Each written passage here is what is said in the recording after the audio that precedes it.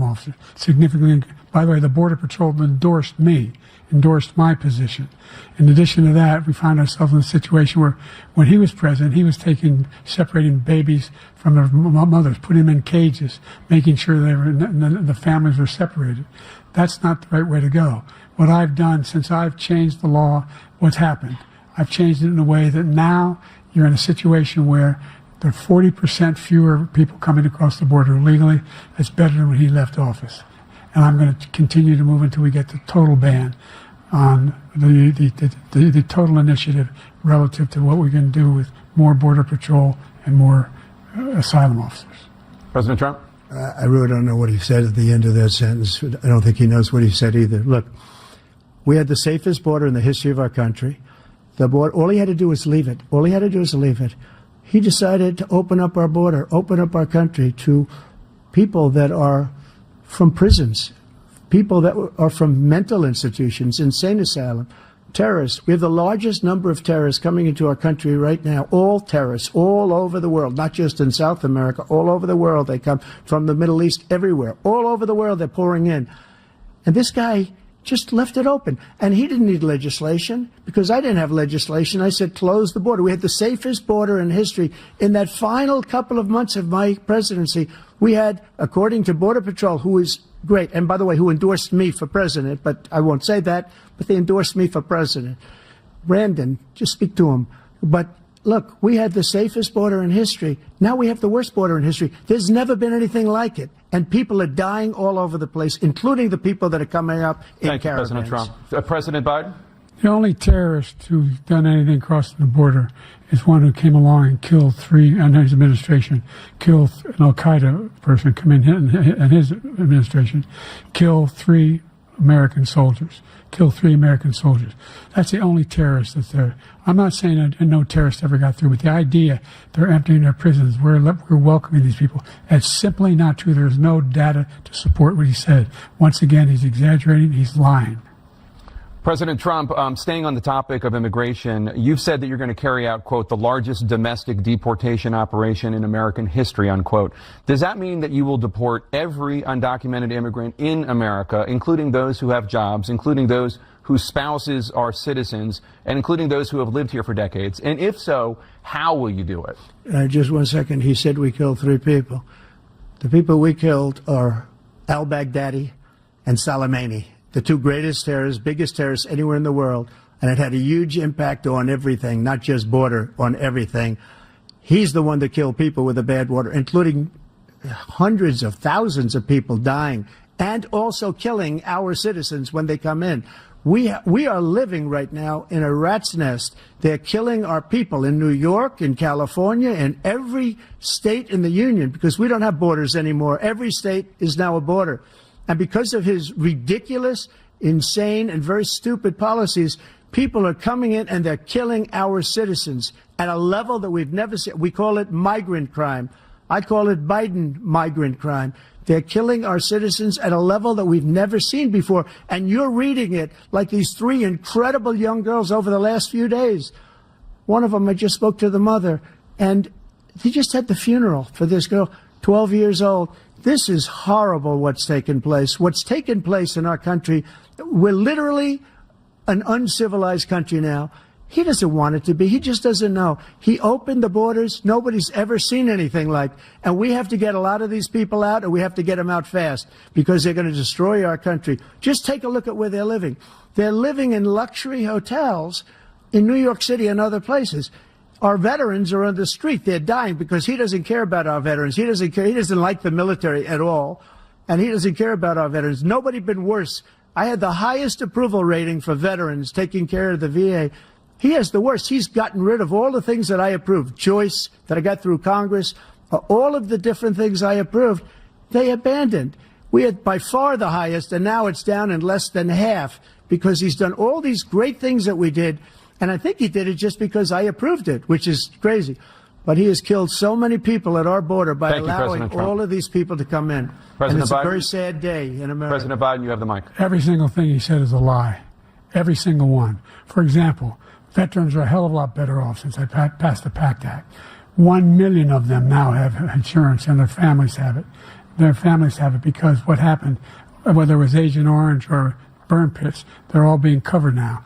And his group opposed that. And it's also in a situation where we have great respect for veterans. My son spent a year in Iraq, living right next to one of those burn pits, came back with stage 4 glioblastoma. I was recently in France for D-Day, and I spoke all about those heroes that died. I went to the World War I cemetery he refused to go to. He was standing with his 4-star general, and he told me, he said, I don't want to go in there because they're a bunch of losers and suckers. My son was not a loser, was not a sucker. You're the sucker. You're the loser. President Trump? First of all, that was a made-up quote, suckers and losers. They made it up. It was in a third-rate magazine that's failing, like many of these magazines. He made that up. He put it in commercials. We've notified him. We had 19 people that said I didn't say it. And think of this. Who would say I'm at a cemetery or I'm talking about our veterans? Because nobody's taken better care. I'm so glad this came up, and he brought it up. There's nobody that's taken better care of our soldiers than I have. To think that I would, in front of generals and others, say suckers and losers. We have 19 people that said it was never said by me. It was made up by him, just like Russia was made up, just like the 51 intelligence agents are made up, just like the new thing with the 16 economists are talking. It's the same thing. 51 intelligence agents said that the laptop was Russia disinformation. It wasn't. That came from his son, Hunter. It wasn't Russia disinformation. He made up the suckers and losers, so he should apologize to me right now. 4-star general standing to your side who was on your staff who said you said it, period. That's number one. And number two, the idea that I have to apologize to you for anything along the line. We've done more for veterans than any president has in American history. And they now are in their family. The only sacred obligation we have as a country is to care for our veterans when they come home and their families and equip them when they go to war. That's what we're doing. That's what the VA is doing now. They're doing more for veterans than ever before in our history. All right. Thank you so much. Let's move to the topic of foreign policy. I want to begin with Russia's war against Ukraine, which is now in its third year. Former President Trump, Russian President Vladimir Putin says he'll only end this war if Russia keeps the Ukrainian territory it has already claimed and Ukraine abandons its bid to join NATO. Are Putin's terms acceptable to you? First of all, our veterans and our soldiers can't stand this guy. They can't stand him. They think he's the worst commander-in-chief, if that's what you call him, that we've ever had. They can't stand him. So let's get that straight. And they like me more than just about any of them. And that's based on every single bit of information. As far as Russia and Ukraine, if we had a real president, a president that knew, that was respected by Putin, he would have never invaded Ukraine. A lot of people are dead right now, much more than people know. You know, they talk about numbers. You can double those numbers, maybe triple those numbers. He did nothing to stop it. In fact, I think he encouraged Russia from going in.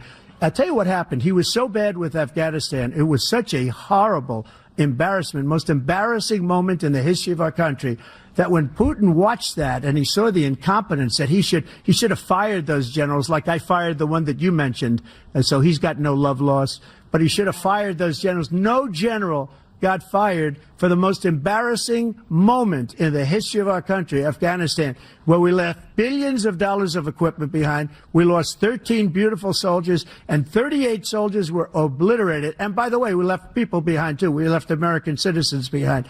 When Putin saw that, he said, you know what? I think we're going to go in and maybe take this was his dream. I talked to him about it, his dream. The difference is he never would have invaded Ukraine. Never.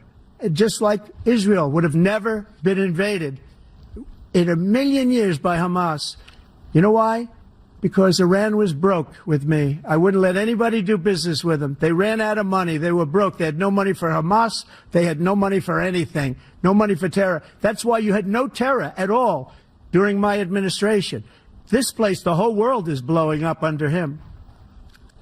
President Biden? I've never heard so much malarkey in my whole life. Look, the fact of the matter is that we're in a situation where, let's take the last point first. Iran attacked American troops, caused brain damage for a number of these troops, and he did nothing about it. Recently, not when he was president. They attacked. He said they're just having headaches. That's all it is.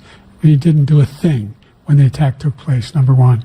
Number two, we got over 100,000 Americans and others out of Afghanistan during that airlift. Number three, we found ourselves in a situation where, if you take a look at what Trump did in Ukraine, this guy told Trump, do whatever you want, and do whatever you want. And that's exactly what Trump did to Putin, encourage him, do whatever you want. And he went in. And listen to what he said when he went in. He was going to take Kyiv in 5 days, remember? Because it's part of the old Soviet Union. That's what he wanted to reestablish, Kyiv. And he, in fact, didn't do it at all. He wasn't able to get it done. And they've lost thousands and thousands of troops, 500,000 troops. President Trump, I never said that. For 1 minute, I just want to go back to my original question, which is, are Putin's terms acceptable to you? Keeping the territory in Ukraine? No, they're not acceptable. But look, this is a war that never should have started. If we had a leader in this war, he led everybody along. He's given $200 billion now or more to Ukraine. He's given $200 billion. That's a lot of money. I don't think there's ever been anything like it. Every time that Zelensky comes to this country, he walks away with $60 billion. He's the greatest salesman ever. And I'm not knocking him. I'm not knocking anything. I'm only saying the money that we're spending on this war, and we shouldn't be spending, it should have never happened. I will have that war settled between Putin and Zelensky as president-elect before I take office on January 20th. I'll have that war settled. People being killed so needlessly, so stupidly, and I will get it settled, and I'll get it settled fast before I take office. President Biden, you have a minute. The fact is that Putin is a war criminal. He's killed thousands and thousands of people. And he has made one thing clear. He wants to reestablish what was part of the Soviet Empire, not just a piece. He wants all of Ukraine. That's what he wants. And then you think he'll stop there? Do you think he'll stop when if he takes Ukraine? What do you think happens to Poland? What do you think of Belarus? What do you think happens to those NATO countries? And so if you want a war, you ought to find out what he's going to do, because if in fact he does what he says and walks away, and by the way, all that money we give Ukraine are from weapons we make here in the United States. We give them the weapons, not the money at this point. And our NATO allies have produced as much funding for Ukraine as we have. That's why we're strong. Thank you. Moving on to the Middle East. In October, Hamas attacked Israel, killing more than 1,000 people and taking hundreds of hostages. Among those held and thought to still be alive are 5 Americans. Israel's response has killed thousands of Palestinians and created a humanitarian crisis in Gaza. President Biden, you've put forward a proposal to resolve this conflict, but so far Hamas has not released the remaining hostages, and Israel is continuing its military offensive in Gaza. So what additional leverage will you use to get Hamas and Israel to end the war? You have 2 minutes. Number one, everyone from the United Nations Security Council straight through to the G7 to the Israelis and Netanyahu himself have endorsed the plan I put forward. Which has 3 stages to it. The first stage is trade the hostages for a ceasefire. Second phase is a ceasefire with additional conditions. The third phase is the end of the war. The only one who wants the war to continue is Hamas. Number one, they're the only ones standing out.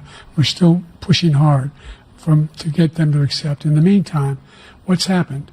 In Israel, we're finding that the only thing I've denied Israel was 2,000-pound bombs. They don't work very well in populated areas. They kill a lot of innocent people. We're providing Israel with all the weapons they need and when they need them. And by the way, I'm the guy that organized the world against Iran when they had a full-blown intercontinental ballistic missile attack on Israel. No one was hurt. No one Israeli was accidentally killed, and it just stopped. We saved Israel. We are the biggest producer of support for Israel of anyone in the world. And so there are 2 different things. Hamas cannot be allowed to be continued. We continue to send our experts and our intelligence people as to how they can get Hamas like we did bin Laden. You don't have to do it. And by the way, they've been greatly weakened Hamas, greatly weakened, and they should be. They should be eliminated.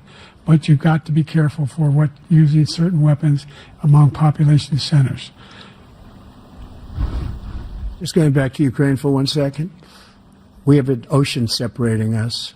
The European nations together have spent $100 billion, or maybe more than that, less than us. Why doesn't he call them and say, you got to put up your money like I did with NATO? I got them to put up hundreds of billions of dollars. The Secretary General of NATO said Trump did the most incredible job I've ever seen. They wouldn't have any, they were going out of business. We were spending almost 100% of the money was paid by us. He didn't do that.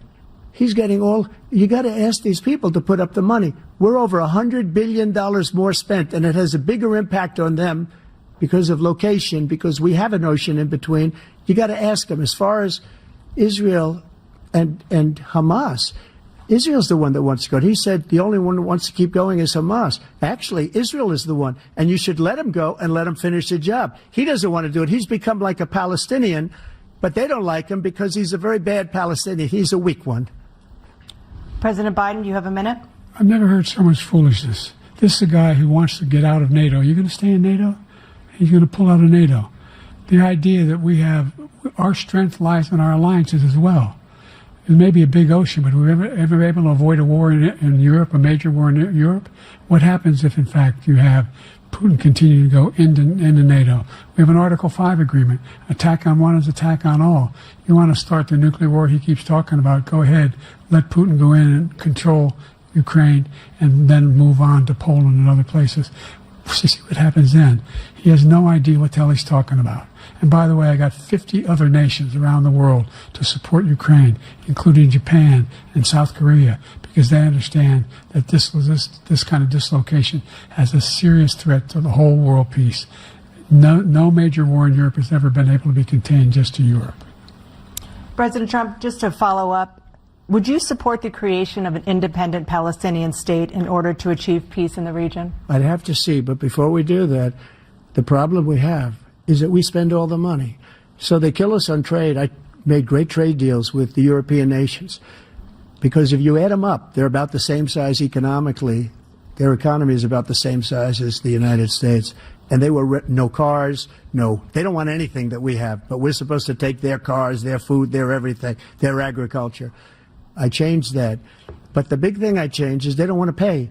And the only reason that he can play games with NATO is because I got them to put up hundreds of billions of dollars. I said, and he's right about this, I said, no, I'm not going to support NATO if you don't pay.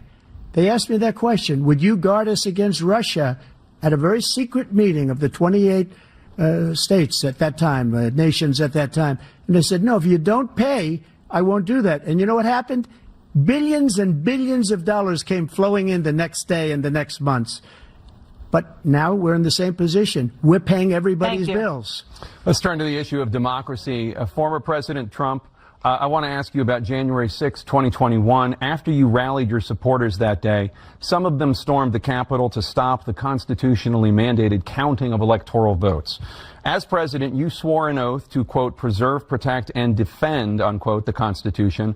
What do you say to voters who believe that you violated that oath through your actions and inaction on January 6th and worry that you'll do it again? Well, I don't think too many believe that. And let me tell you about January 6th. On January 6th, we had a great border. Nobody coming through, very few. On January 6th, we were energy independent. On January 6th, we had the lowest taxes ever. We had the lowest regulations ever. On January 6th, we were respected all over the world. All over the world, we were respected. And then he comes in, and we're now laughed at. We're like a bunch of stupid people.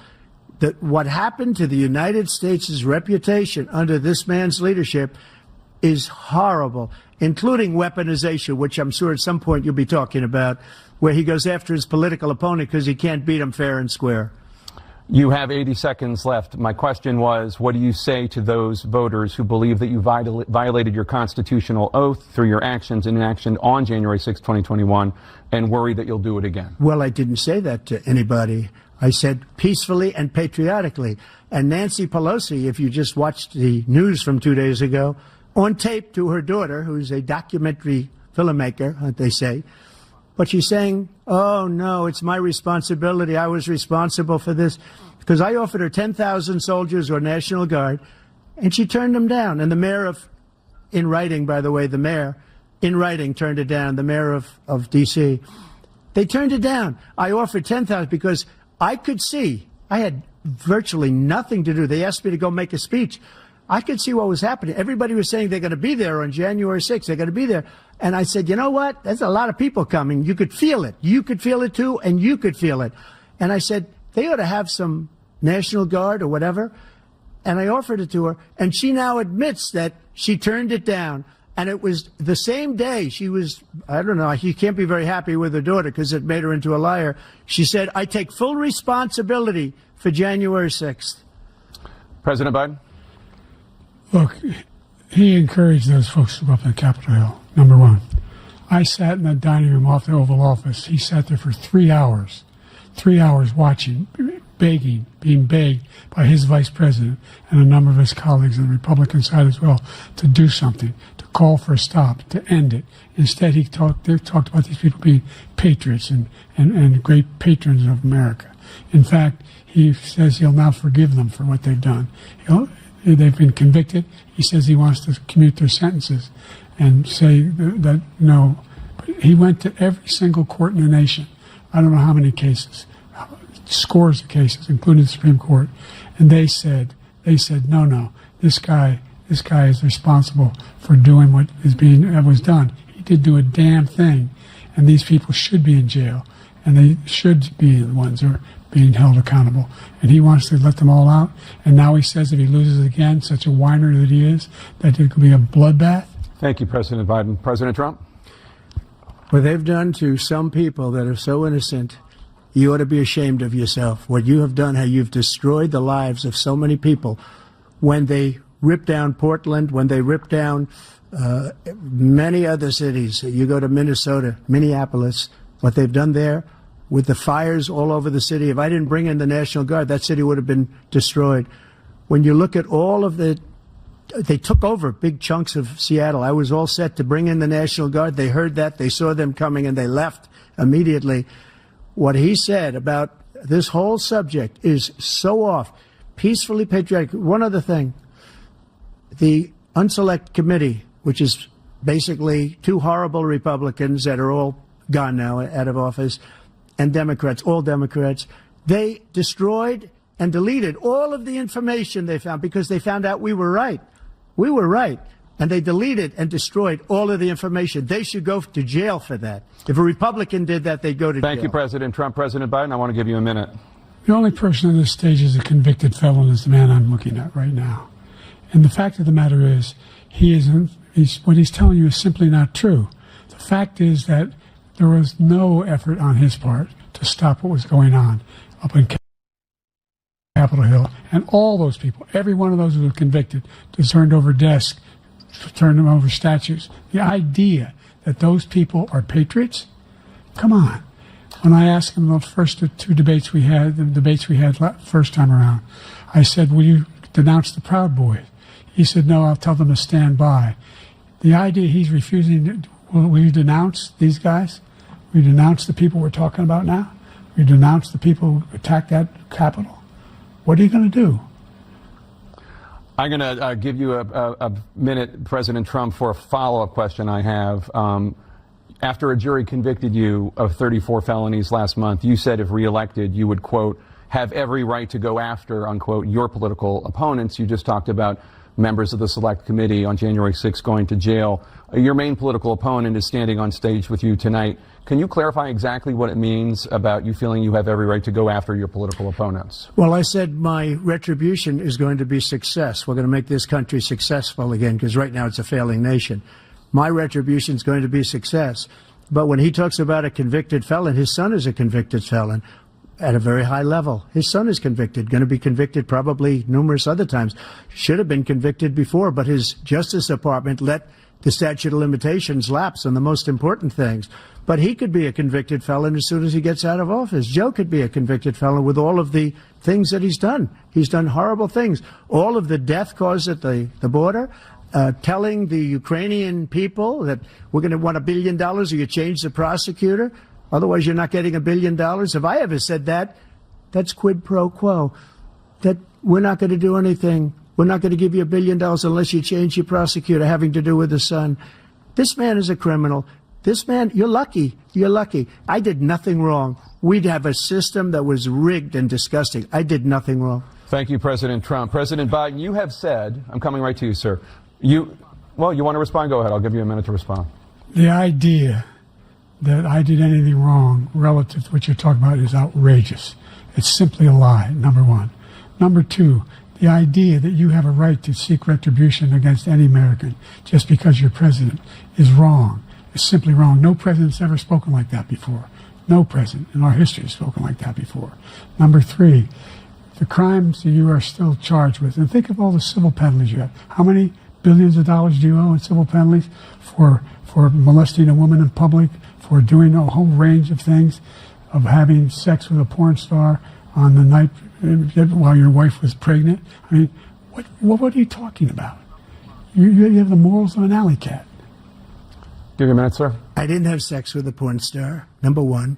Number two, that was a case that was started and moved. They moved a high-ranking official, a DOJ, into the Manhattan DA's office to start that case. That case is going to be appealed and won. We had a very terrible judge, a horrible judge, Democrat. The prosecutor were all high-ranking Democrats, appointed people, and both the civil and the criminal. He basically went after his political opponent because he thought it was going to damage me. But when the public found out about these cases, because they understand it better than he does, he has no idea what these cases are. But when they found out about these cases, you know what they did? My poll numbers went up, way up. You know that because you're reporting it. And we took in more money in the last 2 weeks than we've ever taken in the history of any campaign. I don't think any campaign has ever taken. Hundreds of millions of dollars came pouring in because the public knows it's a scam and it's a guy that's after his political opponent because he can't win fair and square. Thank you, President Trump. President Biden, you have said, quote, Donald Trump and his MAGA Republicans are determined to destroy American democracy. Do you believe that the tens of millions of Americans who are likely to vote for President Trump will be voting against American democracy? The more they know about what he's done, yes. The more they know about what he's done. And there's a lot more coming. He's got a lot of cases down the road coming around. He's got a whole range of issues he has to face. I don't know what the juries will do, but I do know he has a real problem. And so the fact that, could you ever think you heard any president say that I'm going to seek retribution? Do you ever hear any president say that I thought Hitler had some good ideas? What got me involved to run in the first place after my son had died, I decided in Iraq, because of Iraq, I said I wasn't going to run again until I saw what happened in Charlottesville, Virginia. People coming out of the woods carrying swastikas, torches, and singing the same anti-Semitic bile they sang when back in Germany. And the young woman got killed. I spoke to the mother, and they asked him. They said, "What do you think of those people? The ones who got killed, the one who tried to stop it, and the ones," he said, "I think they're fine people on both sides." What American president would ever say Nazis coming out of fields carrying torches, singing the same anti-Semitic bile, carrying swastikas were fine people? And this is the guy who says Hitler's done some good things. I'd like to know what they are. Good things Hitler's done, that's what he said. This guy has no sense of American democracy. President Trump. Jake, both of you know that story has been totally wiped out because when you see the sentence, it said 100% exoneration on that story. He just keeps it going. He says he ran because of Charlottesville. He didn't run because of Charlottesville. He ran because it was his last chance. He's not equipped to be president. You know it, and I know it. It's ridiculous. We have a debate. We're trying to justify his presidency. His presidency is, without question, the worst presidency in the history of our country. We shouldn't be having a debate about it. There's nothing to debate. He made up the Charlottesville story, and you'll see it's debunked all over the place. Every reasonable anchor has debunked it. And just the other day it came out where it was fully debunked. It's a nonsense story. He knows that, and he didn't run because of Charlottesville. He used that as an excuse to run. President Biden. And debunked. It happened. All you have to do is listen to what was said at the time. And the idea that somehow that's the only reason I ran because I was worried a guy like this guy could get elected. If he thought they were good people coming out of that forest, carrying those woods, carrying those torches, then he didn't deserve to be president. Didn't deserve to be president at all. And the idea that he's talking about all this being fabricated, we saw with our own eyes. We saw what happened on January 6th. We saw the people breaking through the windows. We saw people occupying his own vice president. Look, there's a reason why 40 of his 44 top cabinet officers refused to endorse him this time. His vice president hasn't endorsed him this time. So why? Why? They know him well. They serve with him. Why are they not endorsing him? Thank you, President Biden. We're going to be right back with more from the CNN presidential debate.